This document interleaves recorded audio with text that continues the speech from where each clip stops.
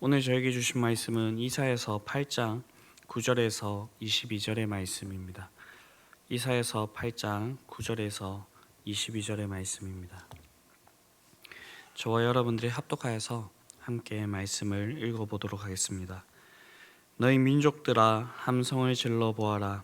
그러나 끝내 패망하리라. 너희 먼 나라들 백성들아 들을지어다. 너희 허리를 동이라. 그러나 끝내 패망하리라. 너희 허리에 띠를 띠라.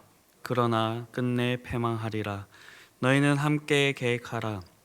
그러나 끝내 이루지 못하리라. 말을 해보아라. 끝내 시행되지 못하리라. 이는 하나님이 우리와 함께 계심이니라.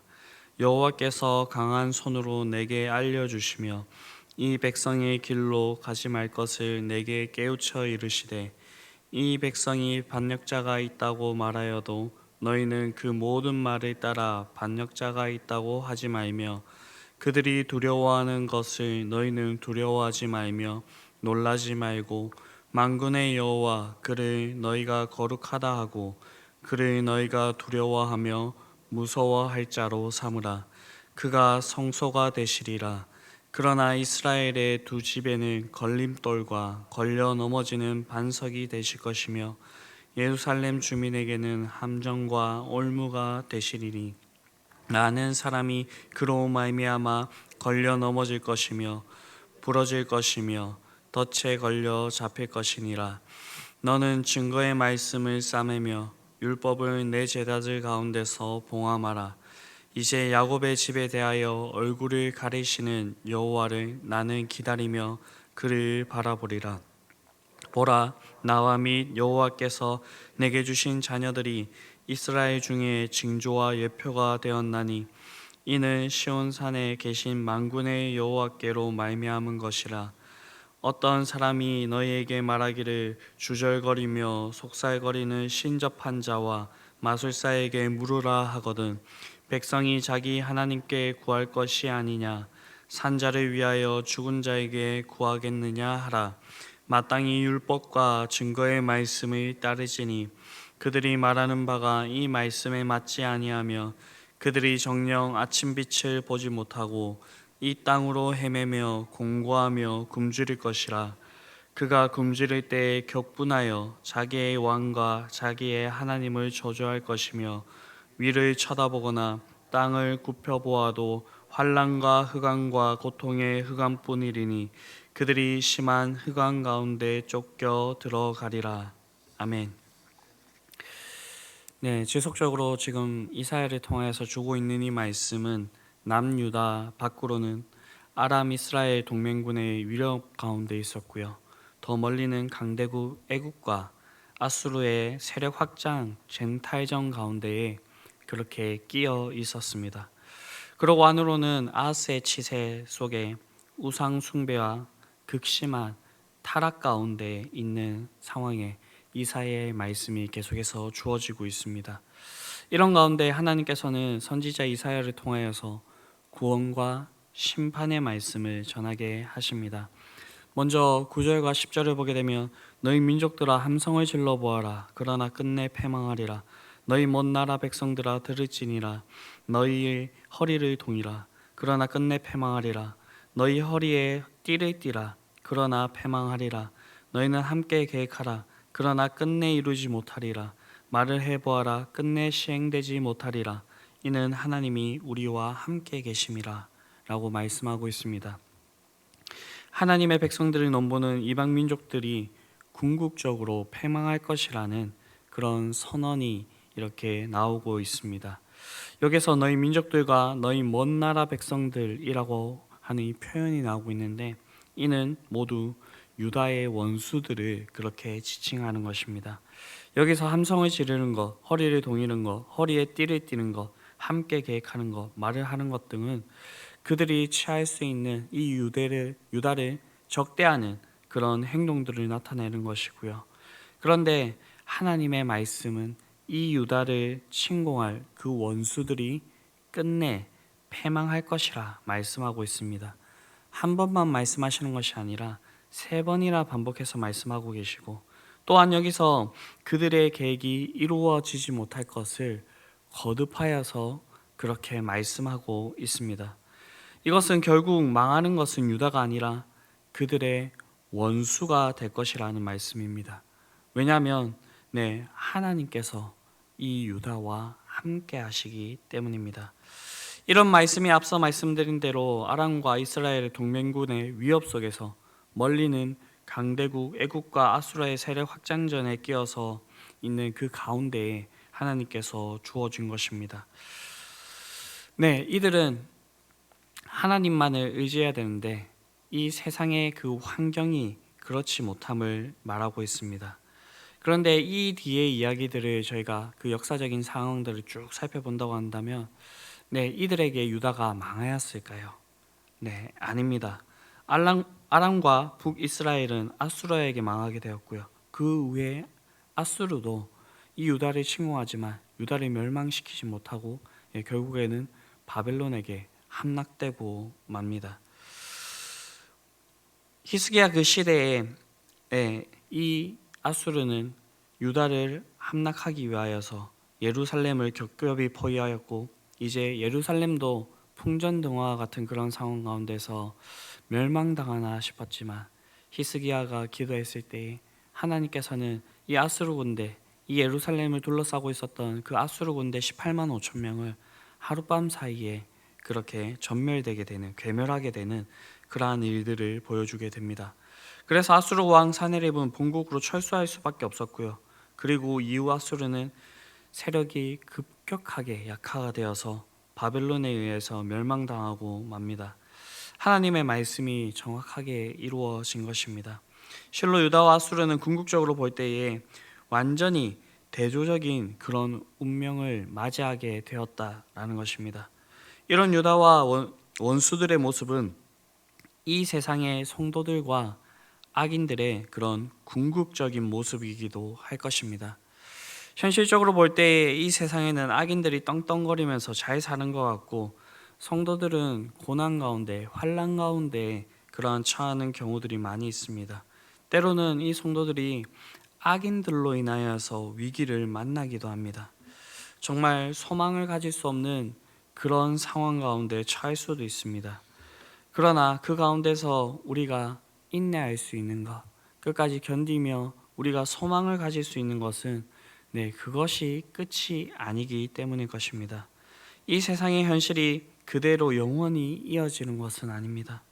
예수님께서 다시 오시는 그날 최후의 심판이 있을 것이고 우리는 그 심판을 넘어서 하나님 나라에 들어가게 될 것이고 그때는 정말 이 세상의 모든 고뇌와 짐들을 벗어버리고 하나님과 그곳에서 영원히 왕노릇하게 될 것입니다. 이런 일이 우리에게 일어나기 위하여서는 우리가 끝까지 하나님을 의지해야 될 것입니다. 11절에서 13절까지를 보게 되면 여호와께서 강한 손으로 내게 알려주시며 이 백성의 길로 가지 말 것을 내게 깨우쳐 이르시되 이 백성이 반역자가 있다고 말하여도 너희는 그 모든 말을 따라 반역자가 있다고 하지 말며 그들이 두려워하는 것을 너희는 두려워하지 말며 놀라지 말고 만군의 여호와 그를 너희가 거룩하다 하고 그를 너희가 두려워하며 무서워할 자로 삼으라 라고 말씀하고 있습니다. 이사야와 그 동조자들을 향하여서 그 시대의 남은 자들을 통하여서 아람과 북이스라엘을 두려워하지 말고 아수르를 의지하지 말라라고 그렇게 말씀하고 있습니다. 아람과 북이스라엘이 유다를 침공한다는 이 소식은 유다에게는 분명한 두려운 소식이었습니다. 그러나 하나님께서 그 가운데 주어주시는 그 말씀은 이들을 두려워하지 말라라는 것이었습니다. 하나님께서 이사야를 아스에게 보내어 아람과 북이스라엘 동맹군을 결코 유다를 멸망시킬 수 없음을 거듭 말씀하셨고 아수르를 의지하게 되면 도리어 심각한 위기에 빠지게 될 것임을 경고하였습니다. 그러나 아쉽게도 이 유다 사람들은 그 말을 듣지 않았습니다. 그들에게 눈앞에 있는 그 사실이 그들에게 두려움을 주는 그 사실이 바로 이 아람과 그리고 이 북이스라엘의 동맹군이었고요. 그리고 그들을 도울 수 있을 것 같은 그런 존재가 바로 아수르였기 때문입니다. 그렇기 때문에 아하스와 유다 백성들은 하나님보다 사람을 더 두려워하였고요. 결국에는 그 하나님의 말씀에 불순종하게 되므로 하나님께서 말씀하신 그 징계가 그들에게 임하게 되는 것입니다. 이러한 하나님의 말씀에 대한 아하스와 유다 백성들의 자세와 태도는 오늘날 우리에게 진정한 믿음과 신앙이 무엇인지를 돌아보게 해줍니다. 우리가 진정으로 두려워해야 될 그분이 누구실까요?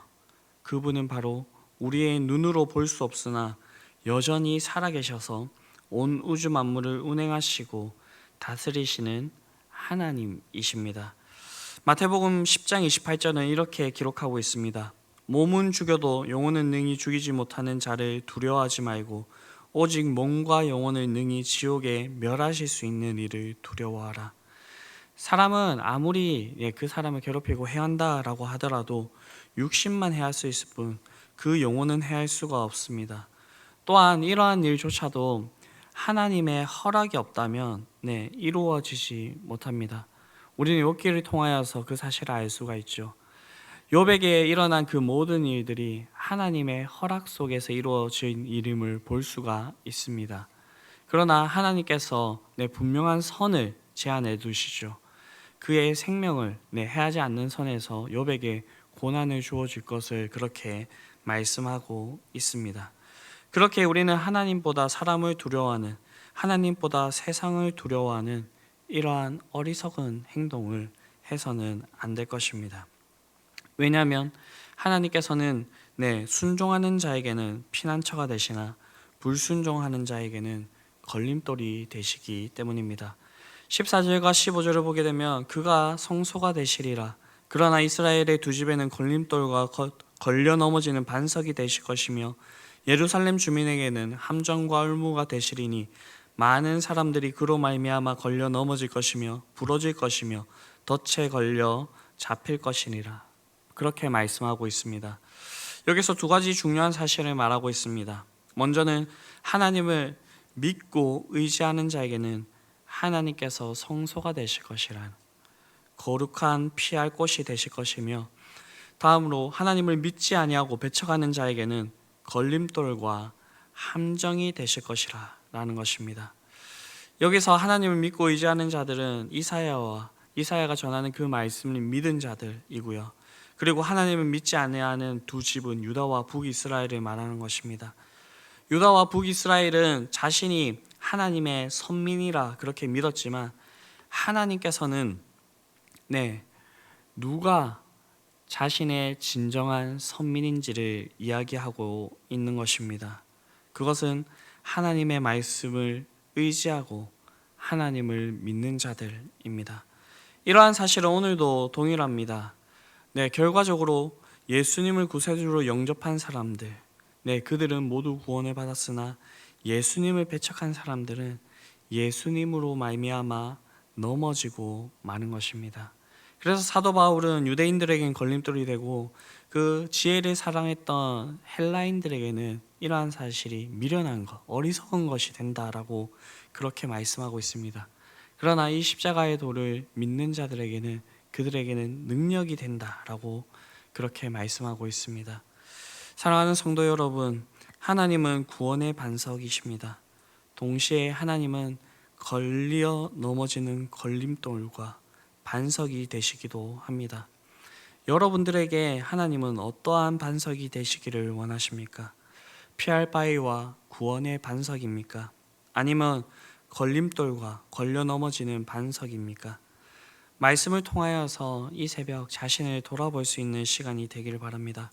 그리고 우리의 모습 가운데서 하나님을 의지하지 못하는 것들이 있다고 한다면 하나님께 내려놓으시고 하나님을 더욱더 의지할 수 있는 이 새벽이 될 수 있게 되기를 바랍니다. 그렇게 함으로써 정말로 하나님을 의지함으로, 하나님을 두려워함으로 이 세상을 넉넉히 이겨나갈 수 있는 저와 여러분들이 될 수 있게 되기를 간절히 바랍니다.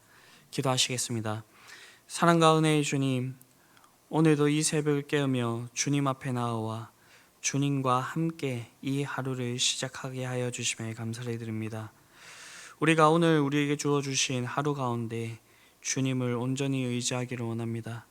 우리 눈앞에 있는 문제나 사람과 이 세상을 우리가 두려워하는 것이 아니라 진정 우리를 멸하실 수 있고 우리를 해하실 수 있는 그 하나님을 우리가 두려워하기를 원합니다. 그렇게 함으로 이 하나님께서 우리에게 해가 되는 것이 아니라 우리에게 선이 되게 하여 주셔서 정말로 하나님께서 우리에게 약속하신 대로 우리의 길들을 선하게 인도하여 주시고 형통케 하시는 그러한 일들이 우리의 삶 가운데 풍성히 있을 수 있게 되기를 원합니다. 주님, 이 일이 하나님의 말씀에 거할 때에, 하나님의 말씀을 의지하고 하나님을 의지할 때에 우리에게 일어난다고 하였사오니 이 새벽에 주님을 더욱더 의지할 수 있도록 우리의 마음을 주님께서 주장하여 주시옵소서. 이 모든 말씀 우리를 구원하신 예수 그리스도의 이름으로 기도드립니다. 아멘.